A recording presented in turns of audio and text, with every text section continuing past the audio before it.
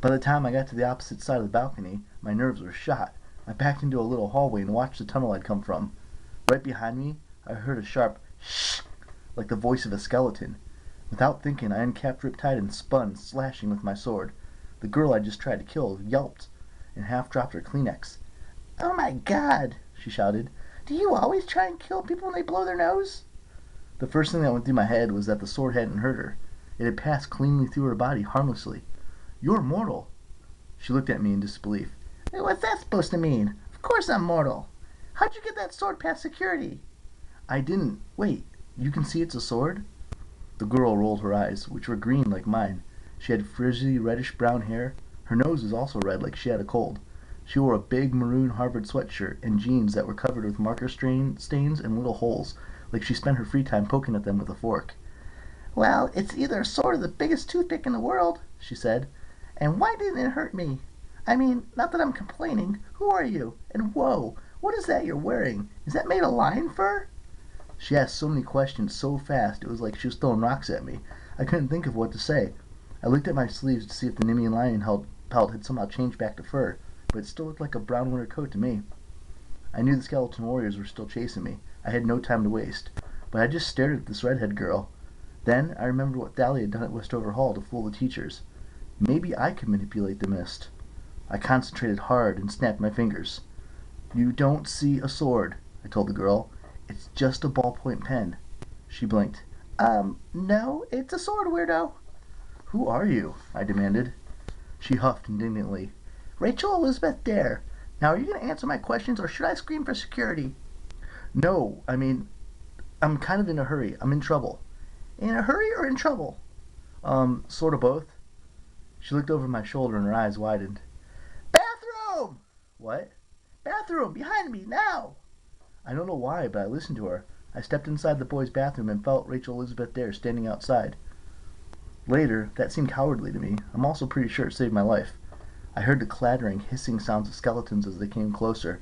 My grip tightened on Riptide. What was I thinking? I'd just left a mortal girl out there to die. I was preparing to burst out and fight when Rachel Elizabeth Dare started talking in rapid-fire machine gun. "Oh my God, did you see that kid? It's about time he got here. He tried to kill me. He had a sword, for God's sake. You security guys let a sword-swinging lunatic inside a national landmark? I mean, geez.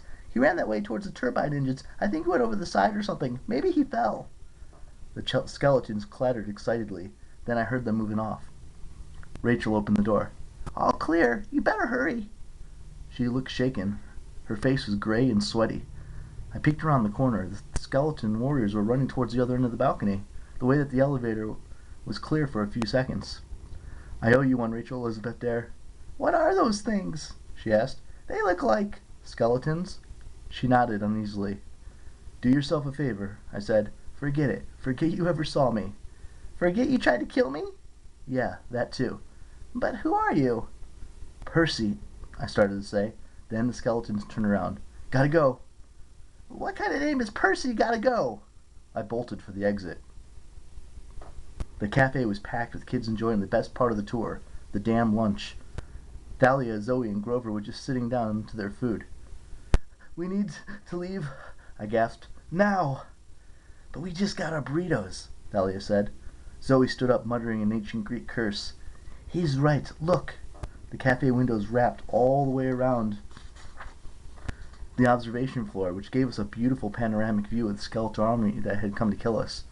I counted 2 on the east side of the dam road, blocking the way to Arizona. 3 more were on the west side, guarding all Nevada. All of them were armed with batons and pistols. But our immediate problem was a lot closer. The 3 skeletal warriors who'd been chasing me in the turbine room now appeared on the stairs. They saw me from across the cafeteria and chatted their teeth. "Elevator," Grover said.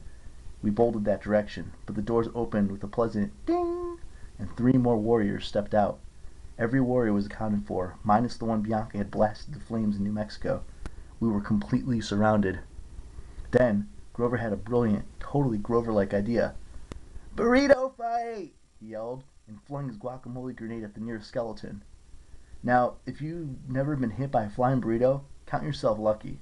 In terms of deadly projectiles, it's right up there with grenades and cannonballs.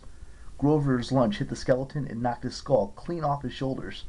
I'm not sure what the other kids in the cafe saw, but they went crazy and started throwing their burritos and baskets of chips and sodas at each other, shrieking and screaming.